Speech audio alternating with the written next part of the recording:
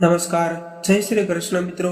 ફરીથી સ્વાગત છે તમારું આપણી ચેનલમાં. મિત્રો, આજની કહાની ખૂબ જ સમજવા લાયક અને પ્રેરણાદાયક છે, જેથી નાના મોટા દરેક વ્યક્તિએ જરૂરથી સાંભળવી જોઈએ.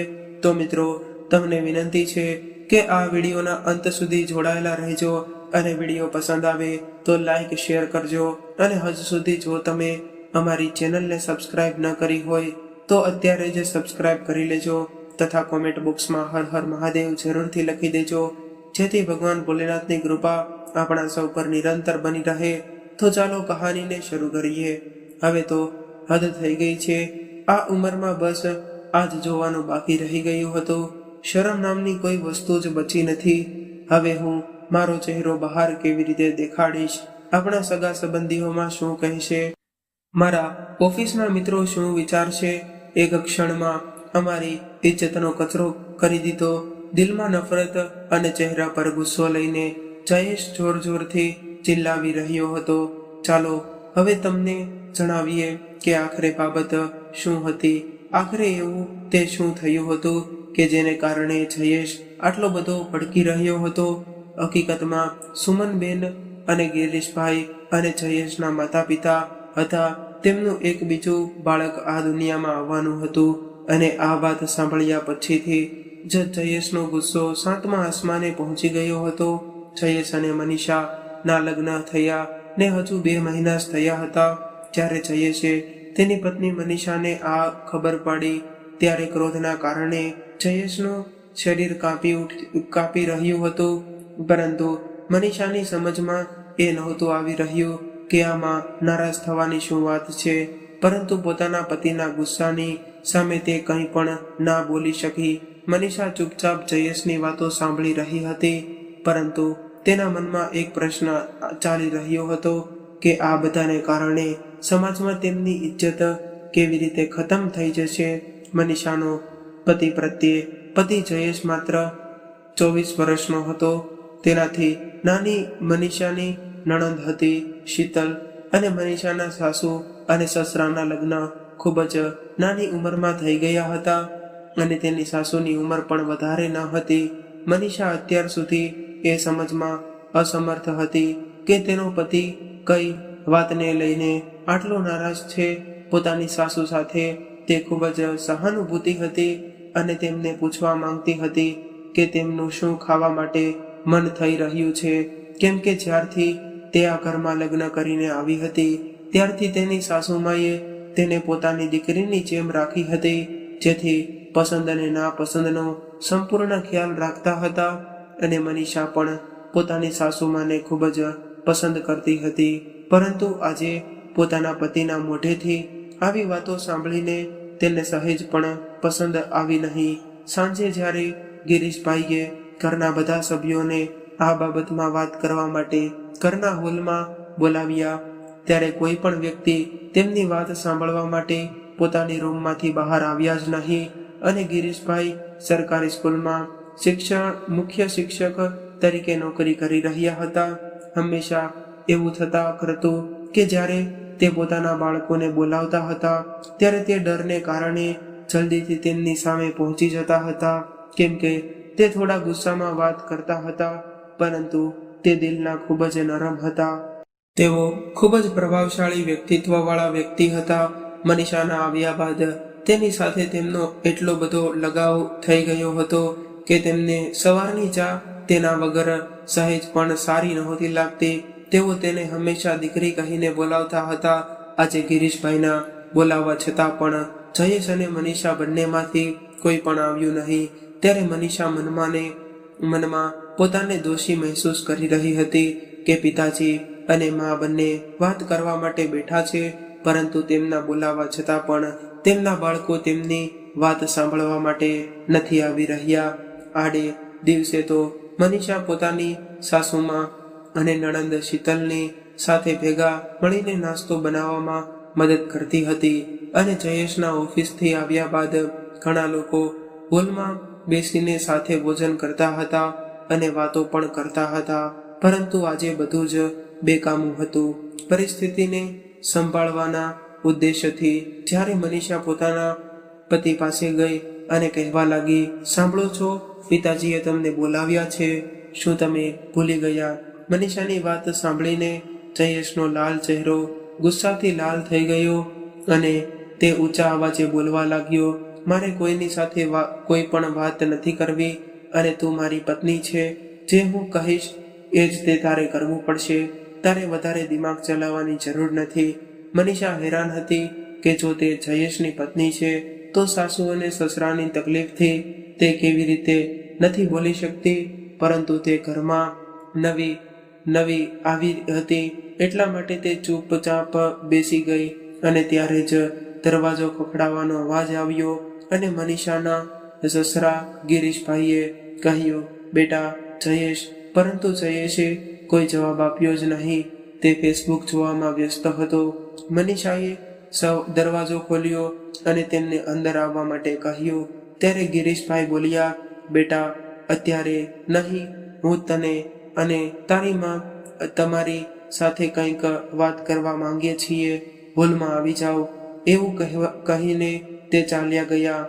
શીતલને બાદ કરીને બાકી બધા જ લોકો હોલમાં પહોંચી ગયા હતા અને મનીષાએ તેને ઘણી વાર સુધી બોલાવવાની કોશિશ કરી, પરંતુ તેણે દરવાજો ખોલ્યો નહીં અને ફક્ત એટલું જ તે કહ્યું કે પ્લીઝ મને પરેશાન ન કરો, હું કેટલી એકલી રહેવા માંગુ છું.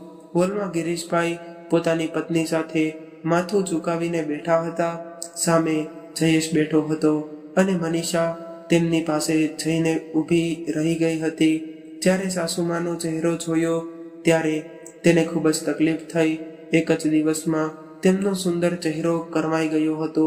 આંખોની નીચે કાળા ડાઘ પડી ગયા હતા. કદાચ તે ખૂબ જ રડ્યા હશે. આજે આખો દિવસ તે પોતાની રૂમમાંથી બહાર નહોતા નીકળ્યા.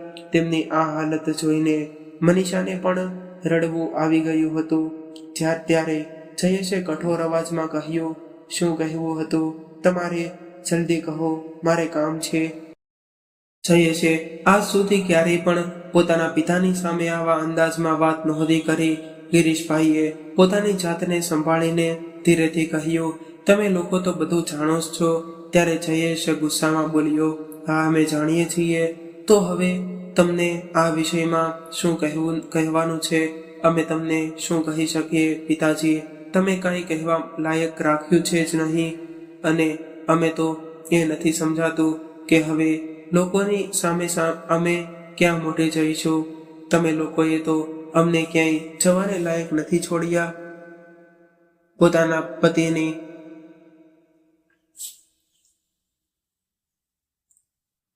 વાત સાંભળીને મનીષા ક્યારેક તેમની સામે જોતી તો ક્યારેક તેમના સાસુ અને સસરાની સામે જોતી.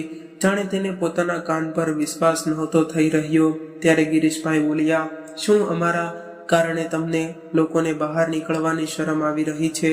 ત્યારે જયેશે ઊંચા અવાજમાં કહેવાનું શરૂ કર્યું, તો પછી બીજું શું છે?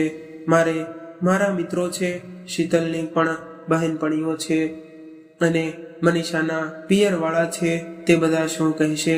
આ વિચારીને જ તે શરમને કારણે મારું માથું નીચે ઝૂકી રહ્યું છે. પોતાના દીકરાને આ રીતે વાત કરતો જોઈને સુમનબેનની આંખોમાંથી આંસુ વહેવા લાગ્યા.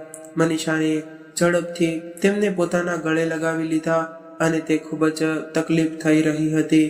પરંતુ જયેશ બોલી ગયો હતો કે આ બધા કારનામા કર્યા બાદ તમે અમને હોલમાં બોલાવીને આ સભામાં કરીને બેઠા છો.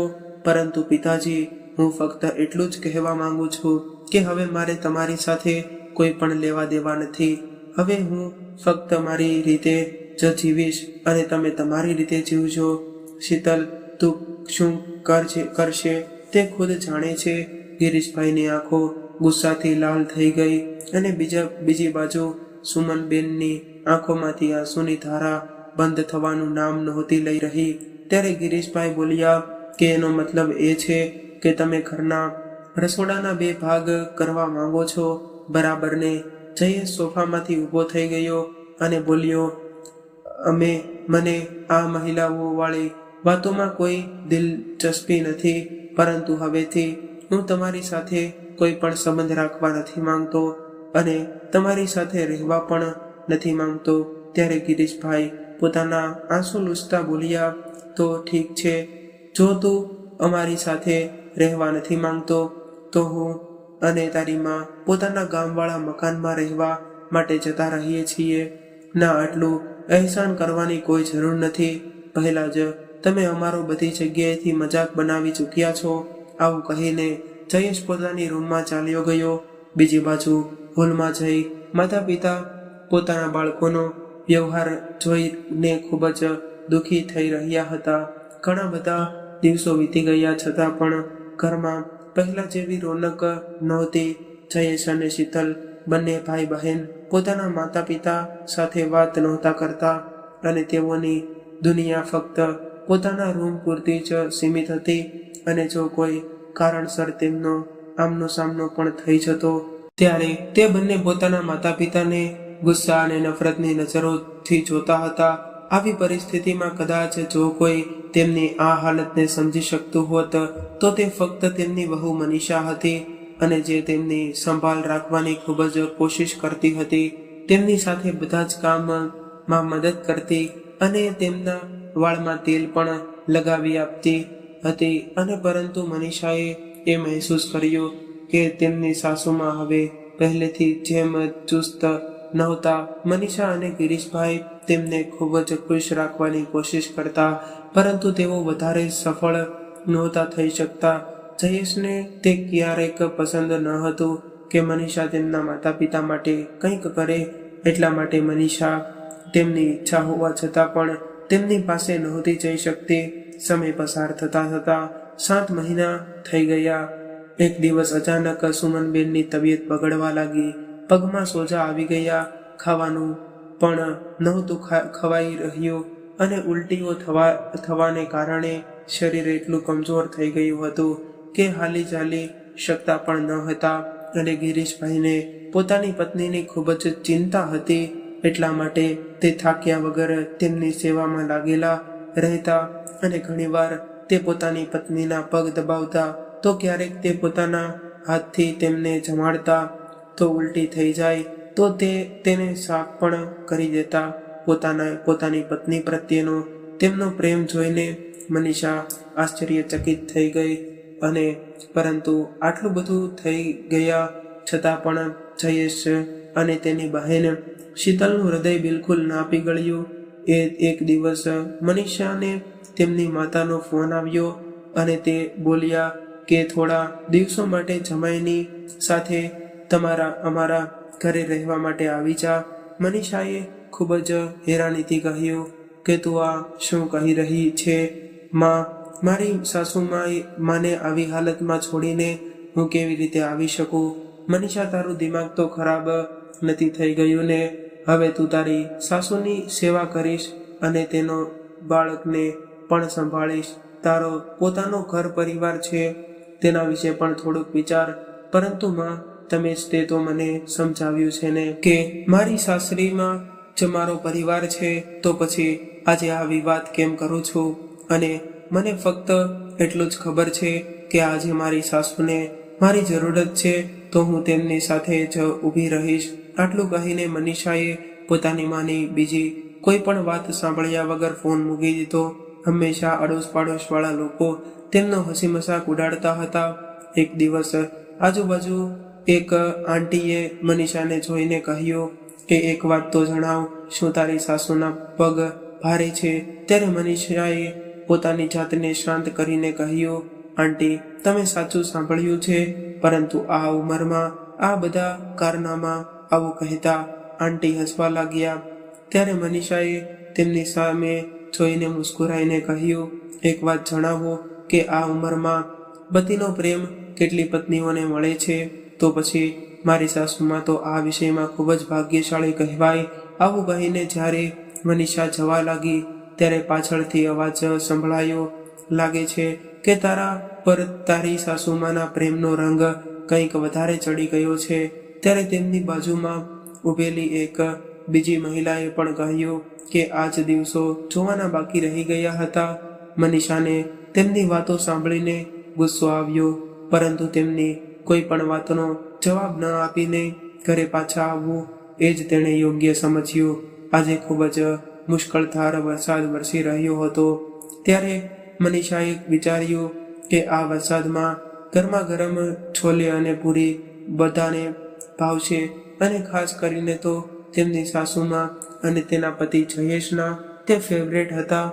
મનીષાએ નક્કી કરી લીધું હતું કે તે આજે પરિવારના બધા જ સભ્યોને સાથે બેસાડીને એક જ ટેબલ પર ભોજન જમાડશે અને જયેશ અને શીતલને પણ જોર જબરદસ્તી કરીને પોતાના માતા પિતા પાસે બેસાડશે। હજુ તો આ બધો વિચાર કરીને તેના ચહેરા પર થોડી મુસ્કુરાહટ આવી હતી કે અચાનક ગિરીશભાઈ રસોડામાં આવ્યા અને બોલ્યા, દીકરી, અમારી રૂમમાં તો જરા આવ। આ લાગે છે કે તારી માની તબિયત સારી નથી।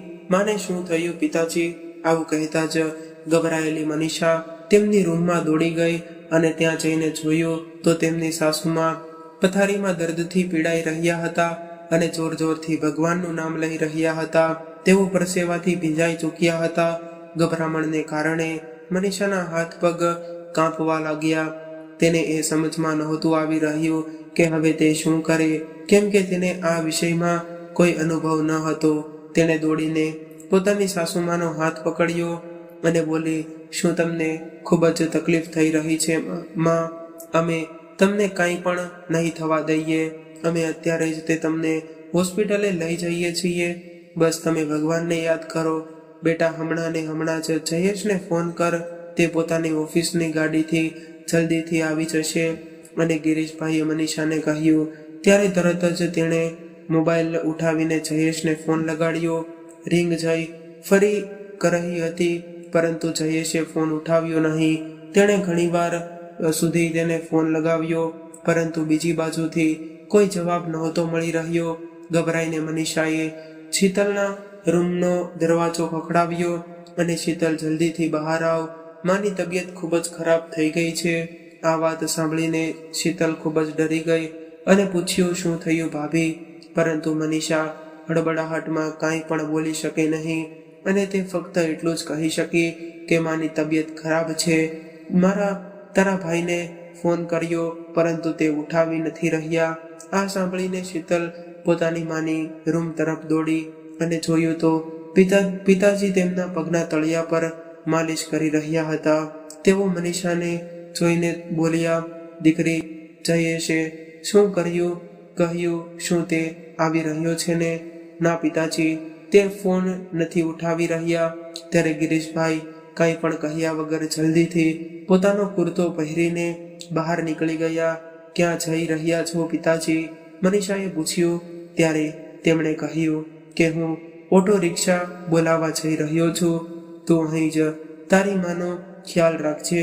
પરંતુ બીજા પિતાજી, બહાર તો ખૂબ જ મુશળધાર વરસાદ થઈ રહ્યો છે, પણ દીકરી, મારી પાસે બીજો કોઈ રસ્તો નથી। આવું કહીને તેમણે આંસુઓથી ભરેલી પોતાની આંખો લૂછી અને ઝડપથી બહાર નીકળી ગયા। બીજી બાજુ મનીષા અને શીતલ પોતાની માની સંભાળ રાખવા લાગ્યા। મનીષાએ જોયું કે તેની સાસુમાં જોર જોરથી કાંપી રહ્યા હતા। ત્યારે પાસે બેઠેલી શીતલ રડવા લાગી। મનીષાએ જ્યારે તેના માથા પર પ્રેમ ભરેલો હાથ મૂક્યો ત્યારે તે તરત જ તેમને ગળે લગાડીને જોર જોરથી રડવા લાગી। ભાભી, મેં મારી મા સાથે ખૂબ જ ખરાબ વ્યવહાર કર્યો છે, પરંતુ આજે તેમની આ હાલત જોઈને મને ખુદથી જ નફરત થઈ રહી છે। માની આ હાલત માટે હું જ જવાબદાર છું। ભાભી, શું તે મને માફ કરી દેશે? જણાવો ને કે શું તે પહેલાની જેમ સ્વસ્થ થઈ જશે ને? ત્યારે મનીષા બોલી, ભગવાન બધું જ સારું કરી દેશે। તું ફક્ત તેમને પ્રાર્થના કર કે તે માને જલ્દી સ્વસ્થ કરી દે। તે સમયે સુમનબેને શીતલને પોતાની પાસે બોલાવી અને શીતલ એના નાના બાળકની જેમ તેની પાસે જઈને રડવા લાગી અને સુમનબેને આવી હાલતમાં પણ તેના માથા પર હાથ મૂકીને ખૂબ જ પ્રેમ આપ્યો। બીજી બાજુ મનીષા પોતાના પતિને ફરીથી ફોન લગાડી રહી હતી પરંતુ તેનો ફોન સ્વિચ ઓફ આવી રહ્યો હતો। ત્યારે મનીષાએ એ વાતનું ધ્યાન આપ્યું કે તેનું પિયર તેના સાસરેથી વધારે દૂર ન હતું। તેણે તરત જ પોતાના પિયરમાં ફોન કર્યો અને પોતાની માને કહ્યું કે ભાઈ ક્યાં છે? મારી સાસુમાની હાલત ખૂબ જ ખરાબ છે. તમે ભાઈને તેની કાર સાથે તરત જ અહીં મોકલી દો. સાસુમાને હોસ્પિટલે લઈને જવાના છે. આ વાત સાંભળીને તેની માં પણ બેચેન થઈ ગઈ અને પછી તેમણે કહ્યું કે તારો ભાઈ તો આજે સવારે જ પોતાની કાર લઈને શહેરથી બહાર ગયો છે. મનીષાની આ આશા પણ ખતમ થઈ ગઈ. તે તરત જ પોતાની સાસુમાને પોતે દોડી ગઈ અને ત્યારે શીતલ બોલી કે ભાભી, માની હાલત વધારે બગડી રહી છે. 10 મિનિટ પછી ગિરીશભાઈ પાછા આવ્યા અને તરત જ કહેવા લાગ્યા, શું જયેશ આવી ગયો છે? આ સાંભળતા જ મનીષાએ પોતાનું માથું ઝુકાવી દીધું. ના પિતાજી, તેમનો ફોન સ્વિચ ઓફ છે. મનીષા, દીકરી, હું ઓટો રિક્ષા લઈને આવી ગયો છું. તમે લોકો પોતાની માને સહારો આપીને રસ્તા સુધી લઈ જાઓ. તેઓ જેમ તેમ કરીને સુમનબેનને ઓટો રિક્ષા સુધી લઈ ગયા અને ગિરીશભાઈ રિક્ષાના ડ્રાઈવર પાસે બેઠા હતા અને તે ત્રણેય રિક્ષામાં પાછળ બેઠા હતા. ગિરીશભાઈ વારંવાર પાછું વળીને સુમનબેનને જોઈ રહ્યા હતા. બીજી બાજુ મુશળધાર વરસાદ થઈ રહ્યો હતો. ન જાણે આજે તેમને નાનો રસ્તો પણ ખૂબ જ લાંબો લાગી રહ્યો હતો. લગભગ 20 મિનિટ પછી જ્યારે તેઓ હોસ્પિટલ પહોંચ્યા ત્યારે સુમનબેને તરત જ ઇમરજન્સી વિભાગમાં ભરતી કરાવવામાં આવ્યા.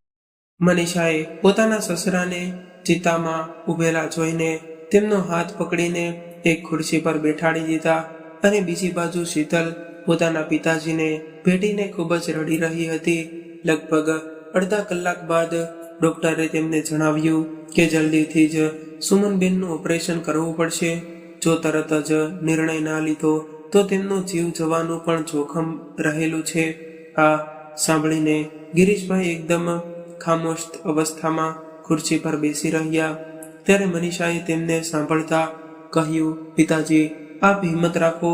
મને સંપૂર્ણ વિશ્વાસ છે કે બધું સરસ થઈ જશે. ત્યારે ગિરીશભાઈએ પોતાના આંસુ લૂછ્યા અને ઊભા થઈ ગયા. ઠીક છે ડોક્ટર સાહેબ, તમે જે યોગ્ય લાગે તે કરો. બસ મારી પત્નીનો જીવ બચાવી લો. ડોક્ટરે ફક્ત એટલું જ કહ્યું કે બાળક પ્રીમેચ્યોર છે, પછી તેની હાલત ક્રિટિકલ છે. એટલા માટે અત્યારે તો અમે કંઈ પણ નહીં કરી શકીએ, પરંતુ અમે અમારા તરફથી પૂરી કોશિશ કરીશું. ગિરીશભાઈ ચૂપચાપ આ વાતો સાંભળી રહ્યા હતા અને મનીષા પોતાના સસરાને લઈને કાઉન્ટર પર ગઈ અને બધી જ ફોર્માલિટી પૂરી કરવા લાગી. અને ઘરેથી નીકળતા પહેલા તેણે પોતાના પર્સમાં થોડા પૈસા પણ લઈ લીધા હતા, જે અહીં કામ આવી ગયા. અને આ જોઈને ગિરીશભાઈએ તેના માથા પર હાથ મૂક્યો અને કહ્યું કે દીકરી, તારું અમારા પર કેટલું બધું ઋણ છે. અમે તેને ક્યારેય પણ નહીં ચૂકવી શકીએ. ત્યારે મનીષા બોલી કે પિતાજી, તમે મને દીકરી પણ કહો છો અને બીજી બાજુ તમે પોતાની જાતને મારા કરતા કરજદાર પણ કહીને મને પારકી પણ ગણી રહ્યા છો. ફક્ત તમે તમારા આ હાથ અમારા માથા પર હંમેશા રાખજો. અમારે બીજું કાંઈ નથી જોતું. આ વાત સાંભળીને ગિરીશભાઈની આંખોમાંથી આંસુઓના 2 ટીપા તેમના ગાલ સુધી આવી ગયા અને ઓપરેશન ચાલી રહ્યું હતું અને બધા જ બહાર રાહ જોઈ રહ્યા હતા. જયેશને ફરી ફોન લગાવવાની કોશિશ કરી, પરંતુ તેમનો ફોન હજુ પણ સ્વિચ ઓફ આવી રહ્યો હતો. લગભગ 1 કલાક બાદ ઓપરેશન થિયેટરનો દરવાજો ખુલ્યો અને ડોક્ટર સાહેબ બહાર આવ્યા અને ખૂબ ખૂબ અભિનંદન છે, તમારે તો ત્યાં એક દીકરાનો જન્મ થયો છે. મનીષા અને શીતલ બંનેએ હાથ જોડીને ભગવાનનો આભાર માન્યો. પછી ગિરીશભાઈએ ડોક્ટરને પૂછ્યું કે મારી પત્નીની હાલત કેવી છે. ત્યારે આ વાત સાંભળીને ડોક્ટર ચૂપ રહી ગયા. ગિરીશભાઈ ડોક્ટરનું આ મૌન જાણીને ગભરાઈ ગયા અને બોલવા લાગ્યા કે ડોક્ટર સાહેબ, કંઈક તો બોલો. ત્યારે ડોક્ટરે ધીરેકથી કહ્યું કે હજુ પણ તેમની હાલત ઘણી ક્રિટિકલ છે. આટલું કહીને ડોક્ટર સાહેબ ચાલ્યા ગયા. ગિરીશભાઈની હાલત એવી થઈ ગઈ હતી કે જાણે તેમને કાપીએ તો પણ ખૂન પણ ના નીકળે. થરથરતા પગ સાથે તેમનો ખુરશી પર આવીને ધડાક દઈને બેસી ગયા. થોડીક વાર પછી નવજાત બાળકના રડવાનો અવાજ સાંભળીને મનીષા ઊભી થઈ ગઈ. ત્યારે નર્સ બાળકને લઈને ઓપરેશન થિયેટરમાંથી બહાર આવી અને મનીષાએ તરત જ તેને પોતાના ખોળામાં લઈ લીધો અને થોડીક ક્ષણો માટે બાળક ચૂપ થઈ ગયું. નાના બાળકે પોતાના નાના હાથોથી મનીષાના દુપટ્ટાને જોરથી પકડી લીધો. ત્યારે મનીષાએ આ જોઈને મુસ્કુરાવા લાગી. પછી તે શીતલને કહેવા લાગી કે શું તું પોતાનો ખોળામાં નહીં લે? ત્યારે શીતલે કહ્યું કે પહેલા પિતાજીને દેખાડો. ભાભી. ગિરીશભાઈ પોતાના બાળકને જોઈને ઊભા થઈ ગયા અને તેને પ્રેમથી જોયો અને પોતાના ખોળામાં લઈને તે જોર જોરથી રડવા લાગ્યા. આ જોઈને મનીષા અને શીતલ પણ પોતાની જાતને રડવાથી રોકી ન શક્યા, પરંતુ તે બાળક પોતાના પિતાની શરણમાં આવીને ખૂબ જ શાંતિથી સૂઈ ગયું હતું. સાંજે જ્યારે જયેશ ઘરે પહોંચ્યો ત્યારે જોયું તો ઘરે કોઈ ન હતું. ઘરે કોઈને ન જોઈને તેનું હૃદય અચાનક ડરથી કાંપી રહ્યું હતું. ફોનને ચાર્જિંગ પર લગાવીને ઓન કર્યો અને તે જોઈને હેરાન રહી ગયો કે મનીષાના 10 મિસ કોલ હતા. જેવો જ તે ફોન લગાવીને પૂછવા જઈ રહ્યો હતો કે તે જ સમયે તેના પિતા ગિરીશભાઈનો ફોન આવ્યો. જયેશ, જે હજુ સુધી પોતાના પિતાથી નારાજ થઈને તેમની સાથે વાત નહોતો કરી રહ્યો, તે આજે પરેશાન અને ચિંતિત થઈને તરત જ બોલ્યો, હેલો પિતાજી, તમે ક્યાં છો? માં તો ઠીક છે ને? દીકરા, અમે અહીં હોસ્પિટલમાં છીએ. તારી માની હાલત ઠીક નથી. તું કેમ કામ કર કે અમારી રૂમમાં તિજોરીમાં તારી માના બધા રિપોર્ટ મૂકેલા છે. તે રિપોર્ટને લઈને જલ્દીથી અહીં આવી જા. પિતાજી, તમે ચિંતા ના કરશો, હું તરત જ ત્યાં પહોંચું છું. જયેશે જલ્દી જ તે પિતાજીને તિજોરીથી ખોલીને જોયું તો તેમાં ઘણા બધા કાગળ પડેલા હતા. તેને સમજમાં નહોતું આવી રહ્યું. ઉતાવળમાં માના રિપોર્ટ શોધતા શોધતા બધા જ કાગળ નીચે પડી ગયા. ત્યારે જયેશની નજર એક કાગળ પર પડી કે જે કદાચ તેની માની ડાયરીનું એક પાનું હતું. જયેશે ઉત્સુકતાથી તે કાગળને ઉઠાવ્યો. તેના પર જે લખ્યું હતું તે વાંચીને જાણે જયેશને જીવ જઈ રહ્યો હતો તેવું લાગ્યું. તે કાગળ પર લખ્યું હતું કે વિમળા આપણા ઘરમાં સદસ્યની જેમ નથી. ન જાણે તેની કિસ્મતમાં આટલા બધા દુઃખ કેમ લખ્યા હતા. મા બાપ તો તેના પહેલેથી જ ન હતા. થોડા મહિના પહેલા તેના પતિનું પણ મૃત્યુ થયું હતું અને આ જે તે ખુદ કેન્સરની બીમારીથી જંગ હારી ગઈ. પરંતુ છતાં પહેલા તે પોતાના 3 મહિનાના નાના બાળકને અમારી ગોદમાં મૂકીને ચાલી ગઈ. હું કેવી રીતે તેના તે અંતિમ શબ્દો ભૂલી શકું? માલકીન, આજ સુધી તમે મારા ઘર પર બધા અહેસાન કર્યા છે. આજે એક વધારે અહેસાન કરી દો. મારા પર મારો દીકરો જયેશ હું તમને સોંપીને જઈ રહી છું. તેનો ખ્યાલ રાખજો. ભગવાન તમારું ભલું કરશે. મેં પણ તેને વચન આપ્યું હતું કે અમે તેના આ બાળકને પોતાનું બાળક સમજીને ઉછેરીશું અને તેને એ પણ જાણવા નહીં દઈએ કે અમે તેમના મા બાપ નથી. પણ આ કાગળને વાંચીને જયેશ પરસેવાથી રેબઝેબ થઈ ગયો અને ધડાક દઈને જમીન પર બેસી ગયો. જે મા બાપને હું આજ સુધી ગુસ્સામાં આટલી બધી વાતો સંભળાવી રહ્યો હતો, હકીકતમાં તે બંને મારા મા બાપ જ ન હતા ને તે છતાં પણ તેમણે મને ક્યારેય પણ આ વાતનો અહેસાસ ન થવા દીધો. આ વિચારીને જાણે જયેશનો જીવ જઈ રહ્યો હતો, પરંતુ અચાનક તેને પોતાની માની હાલત અને પરિસ્થિતિની ગંભીરતાનો અંદાજો નહોતો થતો અને તરત જ તે પોતાની જાતને સંભાળીને જલ્દીથી રિપોર્ટ શોધીને હોસ્પિટલ જવા માટે નીકળી ગયો. જેવો જ તે હોસ્પિટલ પહોંચ્યો ત્યારે તેણે જોયું કે ડોક્ટરની બધી ટીમ તેની માને ઈલાજ કરાવવામાં લાગેલી હતી. ગભરાયેલા ગિરીશભાઈએ તેની તરફ દોડીને આવ્યા અને તેને ગળે લગાવીને રડવા લાગ્યા. તેણે પિતાજીના આંસુ લૂછ્યા અને તે સમયે તેણે જોયું કે એક નર્સ તેની તરફ દોડીને આવી રહી હતી. તેનું દિલ ગભરાવા લાગ્યું અને તે કાંપતા અવાજમાં પૂછવા લાગ્યો, સિસ્ટર, શું થયું? માની હાલત કેમ ઠીક છે ને? જુઓ, શરીરમાં લોહીની ખૂબ જ કમીને કારણે પેશન્ટની હાલત ખૂબ જ ક્રિટિકલ છે.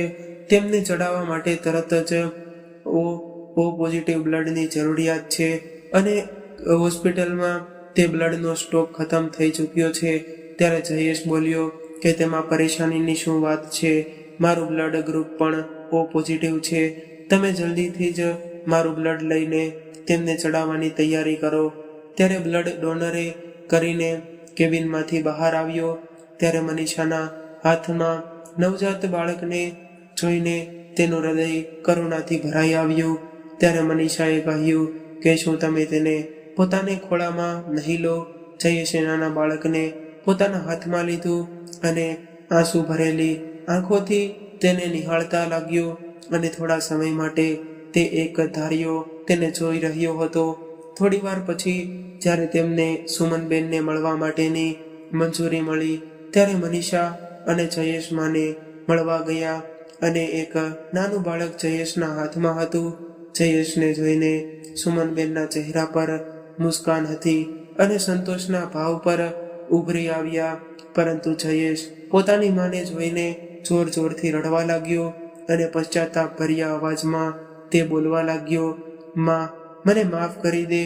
ત્યારે સુમનબેને ખૂબ જ પ્રેમથી કહ્યું કે દીકરા, રડીશ નહીં. હું હંમેશા તને હસતો હસતે જોવા માંગુ છું.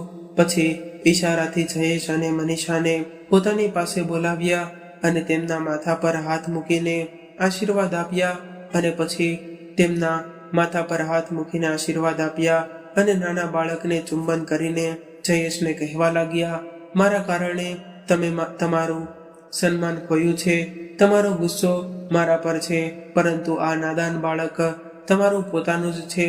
આની ક્યારેય અપેક્ષા ન કરતા હું તેને તમારા ભરોસે છોડીને જઈ રહી છું. તેનું ધ્યાન રાખજો. બેદરકારી રાખશો તો મને શાંતિ નહીં મળે. માની આ વાત સાંભળીને જયેશનું હૃદય કાપી ઉઠ્યું. મનીષા, માં શું કહી રહી છે? તે આપણને છોડીને ક્યાં જશે? માં, આ બાળકનું હું પોતાની જીવથી પણ વધારે ધ્યાન રાખીશ. તમે ચિંતા ના કરશો. હવે તે તમારું નહીં પણ મારું બાળક છે. પરંતુ તમે અમને છોડીને જવાની વાત ના કરશો, સમજ્યા તમે? બીજી બાજુ બહાર ખુરશી પર બેઠેલા ગિરીશભાઈ પોતાની જાતને લાચાર મહેસૂસ કરી રહ્યા હતા અને શીતલ તેમને સહારો આપી રહી હતી. ત્યારે જ તે જયેશ પાગલની જેમ રૂમની બહાર આવ્યો અને દોડવા લાગ્યો. ગિરીશભાઈએ પાછળથી તેને બૂમો પાડી, પરંતુ તેણે સાંભળ્યું નહીં. થોડીક વારમાં એક ડોક્ટર સાથે પાછો આવ્યો અને બધા જ તેની પાછળ ગયા. ડોક્ટરે સુમનબેનને ચેકઅપ કર્યો અને એક ઊંડો શ્વાસ લઈને તેઓ કહેવા લાગ્યા કે સુમનબેન હવે આ દુનિયામાં નથી રહ્યા. અને જયેશ પોતાની માની પાસે ઘૂંટણ પર બેસી ગયો અને પોતાની માના બંને પગને પોતાના હાથથી પકડીને ચુંબન કરવા લાગ્યો અને જોરથી ચિલ્લાયો, મને માફ કરી દો માં, હું ક્યારેય તમને દુખી નહીં પહોંચાડું. તમે અમને છોડીને આ રીતે ના જશો.